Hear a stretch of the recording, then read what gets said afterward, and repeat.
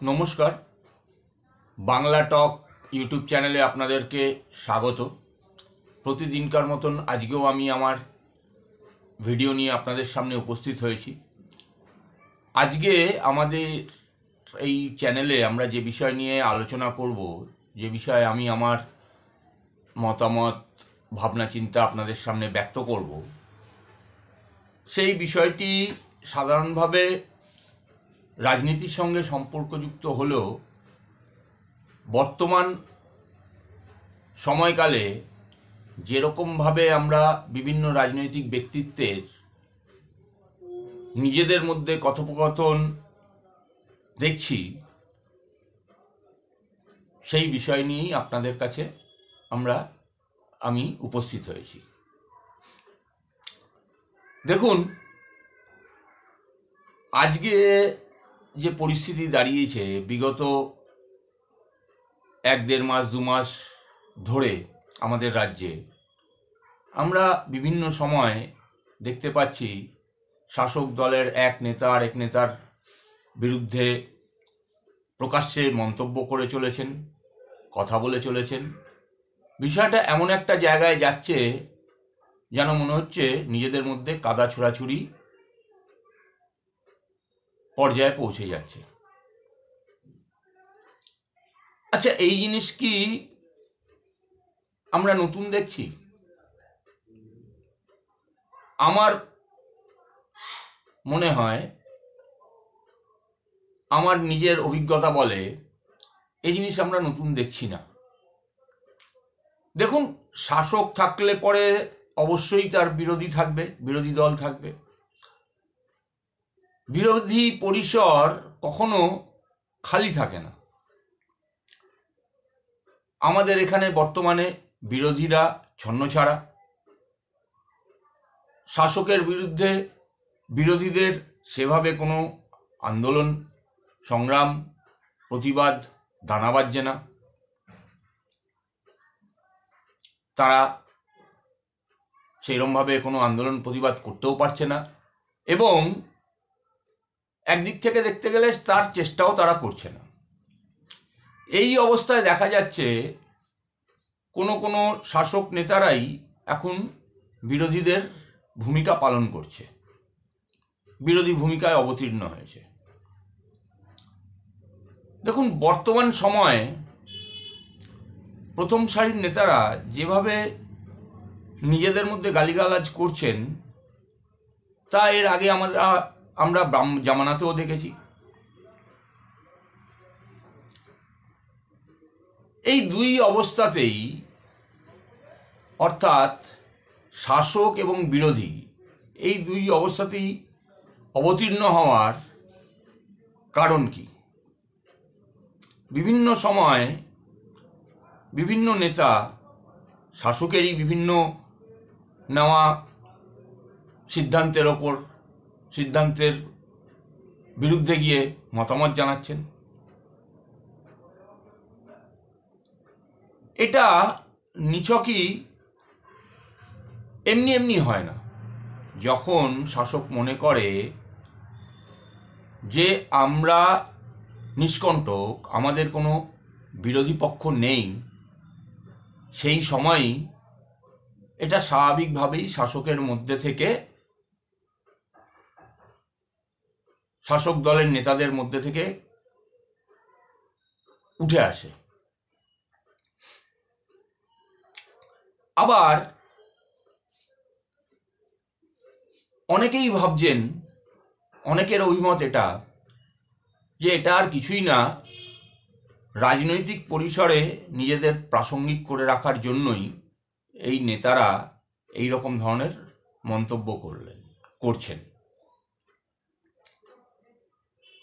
দেখুন, এই বিষয়ে শাসক দলের মুখপাত্র তিনি তো একদম পরিষ্কার বলেই দিয়েছেন, দেখুন, আমাদের দল রাজ্যের প্রতিটি মানুষের সুখে দুঃখে রয়েছে, তাই সব অংশের মানুষের কণ্ঠস্বর তৃণমূলই বলবে, তাদের মধ্যেই প্রতিফলিত হবে, তাদের বক্তব্যের মধ্যে দিয়েই প্রতিফলিত হবে। অর্থাৎ কথাটা সেই একই দাঁড়ালো, শাসক তৃণমূল, বিরোধীও তৃণমূল। এক রসিক শাসক নেতা তিনি তো বলেই দিলেন, আরে এটা তো ফ্রিস্টাইল সাঁতার কাটা চলছে। দেখুন, তৃণমূল কোনো রেজিমেন্টেড দল নয়, স্বাভাবিকভাবেই তাদের কোনো নিয়ম নীতি নেই, কারোর ওপর নিয়ন্ত্রণ নেই। বড় ছোট মেজ সেজ বিভিন্ন নেতারা বিভিন্ন সময় বিভিন্ন রকম বক্তব্য রাখবেন, টিভিতে তাদের মুখ দেখানো হবে 2বার 3বার 4বার 5বার, যে যতবার বেশি মুখ দেখাতে পারবেন দলটায় তার রেটিং তত বাড়তে থাকবে। দেখুন, এই জিনিস আমরা পূর্বে বাম জামানাতেও দেখেছি। বাম শাসনকালে একটা সময় বড় অংশ বড় সময় জুড়ে বিরোধীরা সেরমভাবে প্রাসঙ্গিক ছিল না। স্বাভাবিকভাবেই একচ্ছত্র রাজনৈতিক আধিপত্য কায়েম একটা প্রতিদিনকার কাজে পরিণত হয়েছিল। এবং আমরা জানি বেশ কিছু জায়গায় তৎকালীন বামেদের, বিশেষ করে সিপিআইএম পার্টির অভ্যন্তরে নেতারা বিভিন্ন বিষয়ে প্রকাশ্যে তাদের মতামত দিতেন, সেই নিয়ে তর্কাতর্কি হতো, এমন পর্যায়ে হতো যেটা বিষয়টা দৃষ্টিকটু ছিল। আমরা সকলেই জানি উত্তর 24 পরগনা সিপিএমের অমিতাভ বসু এবং অমিতাভ নন্দীর লড়াই, ব্যক্তিত্বের লড়াই। আবার অমিতাভ নন্দীর সঙ্গে তৎকালীন মন্ত্রী, দীর্ঘদিনের মন্ত্রী, বর্ষিয়ান নেতা সুভাষ চক্রবর্তী, ওনার একটা লড়াই ছিল। সর্বোপরি সুভাষবাবুর বেশ কিছু পদক্ষেপ এরকম ছিল যেগুলো সর্বসমক্ষে সিপিএমকে বারংবার বিড়ম্বনায় ফেলেছে, এটা আমরা দেখেছি। ঠিক একই রকমভাবে আমরা যদি হুগলি জেলা দেখি, সেই সময় তৎকালীন সাংসদ আরামবাগের শ্রী অনিল বসু, তার সাথে রূপচাঁদ পাল, ওনার যে সম্পর্ক ছিল সেটা দলের ভেতরে বাইরে কারোরই অজানা নয়। আবার হাওড়ার রাজনীতির দিকে যদি দেখি, স্বদেশ চক্রবর্তী হাওড়া পুরসভার মেয়র ছিলেন, পরবর্তীকালে হাওড়ার থেকে হাওড়া সাংসদ হয়েছিলেন। ফলে তাদেরও যে সম্পর্ক, সেই সম্পর্কের বিষয়ে কারুর অজানা নয়। এবং এই যে দ্বন্দ্ব, এই দ্বন্দ্বগুলো এমন একটা জায়গায় গেছিল, বিশেষ করে হাওড়ায়, যে সেটা তো একেবারে লোকাল স্তর পর্যন্ত নেমে গেছিল লড়াই। মেদিনীপুর অবিভক্ত তখন, সেখানে দীপক সরকার, সুশান্ত ঘোষদের সঙ্গে সূর্যকান্ত মিশ্রের যে সম্পর্ক, কতটা সম্পর্কে মিষ্টতা ছিল সে সম্পর্কে যারা পার্টির অভ্যন্তরে আছেন তারা তো বটেই, যারা তাদের ঘনিষ্ঠ বলয়ে রয়েছেন তারাও জানেন। এবং এই দ্বন্দ্ব কমানোর জন্য সূর্যকান্ত মিশ্রকে পরবর্তী সময় কলকাতায় যাতে রাখা যায় সেই কারণেই, এবং দীপকবাবুদের রাজনীতি করতে যাতে সুবিধে হয়, খোলা মাঠ পাওয়া যায়, সেই কারণেই সূর্যকান্ত মিশ্রকে মন্ত্রিত্ব এবং কেন্দ্রীয় কমিটির সদস্য করা হয়। এর পাশাপাশি বামেদের দলগতভাবে তাদের শরিক দলের সঙ্গেও দ্বন্দ্ব ছিল। দক্ষিণ চব্বিশ পরগনা স্বাভাবিকভাবেই বিস্তীর্ণ অংশে দক্ষিণ চব্বিশ পরগনায় আরএসপির সঙ্গে একটা বড় লড়াই ছিল। ঠিক একই রকমভাবে আমরা যদি আবার কুচবিহারের দিকে দেখি, সেখানে ফরওয়ার্ড ব্লকের সঙ্গে লড়াই, এবং ফরওয়ার্ড ব্লক তো সিপিএমকে তাদের শ্রেণী শত্রু হিসেবে প্রায় পর্যবসিত করেছিল।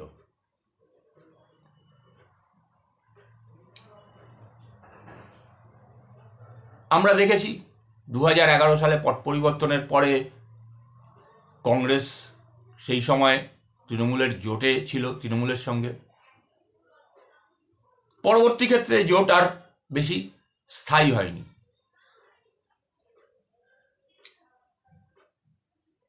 তেমন এই জোট স্থায়ী না হওয়ার কারণ তৃণমূলের সর্বগ্রাসী মনোভাব, এবং সে অর্থে তৃণমূলের কোনো নীতি নেই যেই নীতির দ্বারা দলটা পরিচালিত হয়। কোনো নীতি নৈতিকতার বালাই নেই। ঠিক একই রকমভাবে এই গত সপ্তাহে কসবায় কাউন্সিলরের ওপর আততায়ীর হামলার পরে যেরকমভাবে শাসক দলের নেতারা একে অপরের বিরুদ্ধে কাদা ছোড়াছুড়ি করছেন, এমন ভাষায় করছেন, সেটা একই পর্যায়ে চলে যাচ্ছে, নিন্দনীয় বিষয় হয়ে যাচ্ছে।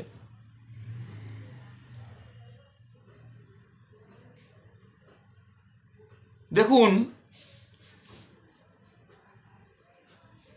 এই সব বক্তব্যর মাঝখানে আমাদের সমাজ কিন্তু খুব বেশি এগোতে পারছে না। আবার এই বক্তব্যগুলো এটাও চোখে আঙ্গুল দিয়ে দেখায় যে আগের জামানায় টেলিভিশন বা ইউটিউব ইত্যাদি বেশি না থাকার ফলে, রমরমা না থাকার ফলে সেই ঘটনাগুলো সমস্ত যেমন আমাদের সামনে আসেনি, এখন কিন্তু এই ঘটনাগুলো চেপে রাখার কোনো জায়গা নেই। পুলিশের ভূমিকা নিয়ে প্রশ্ন তুলছেন দলের নেতারা, শাসক দলের নেতারা। এটা আগেও ছিল, বাম জামানাতেও ছিল। দেখুন, কাশীপুর বেলগাছিয়া অঞ্চলে সিপিএমের নেতা দুলাল ব্যানার্জি জোড়াখুন মামলায় অভিযুক্ত হলেন। তৎকালীন মুখ্যমন্ত্রী বুদ্ধদেব ভট্টাচার্য পুলিশকে নির্দেশ দিলেন দলমত নির্বিশেষে যেন এর বিচার হয়। পুলিশ দুলাল বন্দ্যোপাধ্যায়কে ধরতে গেলেন।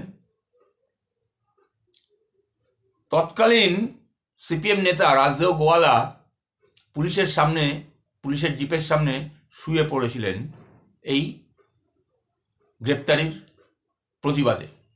গ্রেপ্তারি যাতে না করা যায় দুলাল বন্দ্যোপাধ্যায়কে, তার জন্য আটকাতে পারেননি। পুলিশ তার কাজ করেছে। পরবর্তী ক্ষেত্রে তিনি দোষী সাব্যস্ত হন এবং প্রায় 1 যুগ জেল খেটে আসার পরে তিনি এখন স্বাভাবিক জীবনযাপন করছেন। এই কয়েকদিন আগে একজন সিপিএমেরই যুব নেতার সঙ্গে কথা হচ্ছিল। তিনি এর একটা বড় ভালো ব্যাখ্যা দিয়েছেন। তার কথায় এই যে দ্বন্দ্বগুলো বাম আমলে ছিল, এগুলো সবই ছিল মতাদর্শগত এবং রাজনীতি পরিচ্ছন্ন করার জন্য শ্রমিক শ্রেণী, গরিব শ্রেণী তাদের সপক্ষে যাতে রাজনীতিটা থাকে,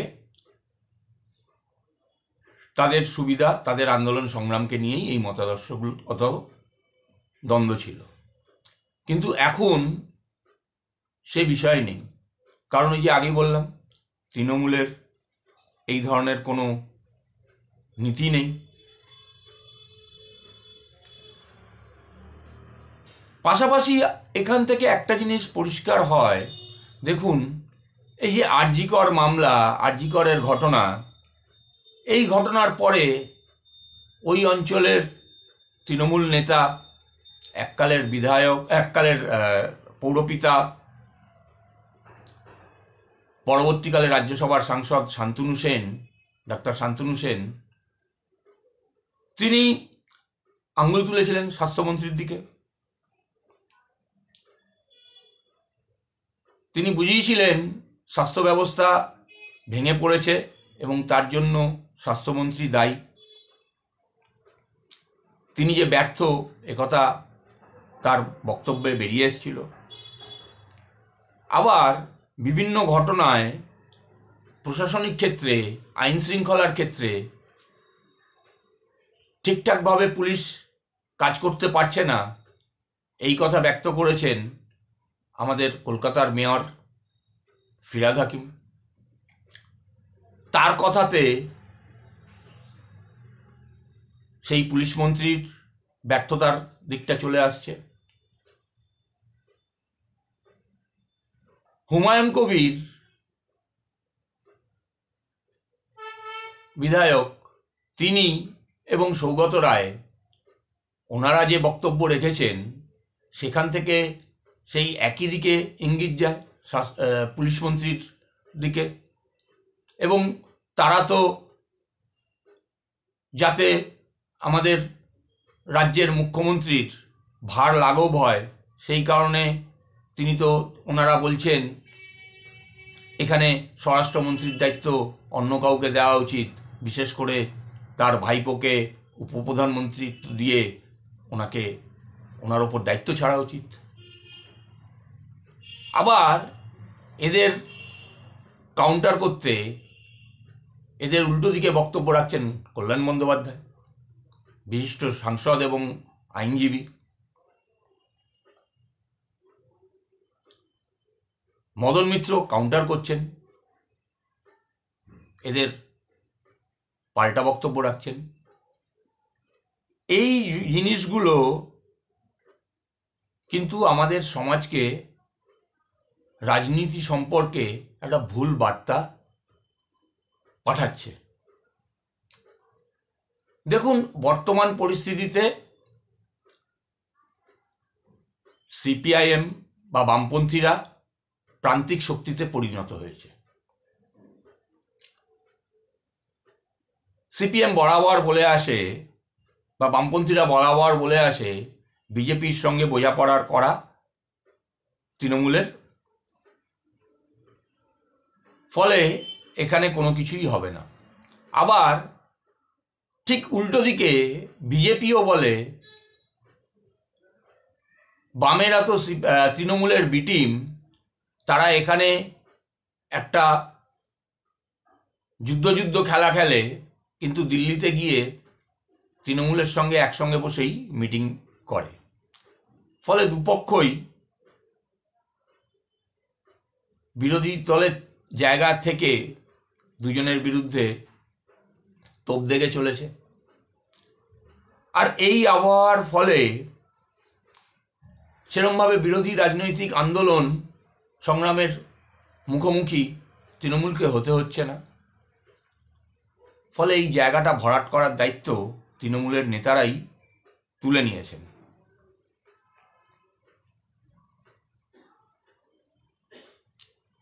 আমরা দেখেছি আর.জি. কর কাণ্ডে সাধারণ মানুষ পথে নেমেছে, অর্থাৎ সাধারণ মানুষ আন্দোলন সংগ্রামে অংশগ্রহণের জন্য প্রস্তুত। তাদের সঠিকভাবে সঠিক পথে রাস্তায় নামাতে হবে। কিন্তু বিজেপি বা সিপিএম বা বাম দলগুলোর সমষ্টিগতভাবে কেউই এই কাজ করতে পারেনি। আরজিকর কাণ্ডে তারা চেষ্টা করেছিলেন, কিন্তু আরজিকরের এই সরকার বিরোধী আন্দোলন সর্বতোভাবে বিজেপি এবং সিপিএমের শত চেষ্টার পরেও জনসাধারণের আন্দোলন থেকে গেছে। তারা শত চেষ্টা করার পরেও এই আন্দোলনকে নেতৃত্ব দিতে পারেননি বা তাদের রং লাগাতে পারেননি। এই আন্দোলন এখন একেবারেই স্তিমিত। ফলে এই জায়গাটা তৃণমূলের বিরোধী সেই তৃণমূল, যেমন বাম আমলে আমরা দেখতাম সিপিএমের বিরোধী সিপিএম, সেই জিনিসটাকেই কিন্তু আমাদের সামনে আবার তুলে ধরছে। আপনারা আপনাদের গুরুত্বপূর্ণ মতামত অবশ্যই জানান, ভিডিও শেয়ার করুন, লাইক করুন এবং যারা নতুন দেখছেন অবশ্যই সাবস্ক্রাইব করুন আমার এই চ্যানেলটিকে। ধন্যবাদ, নমস্কার।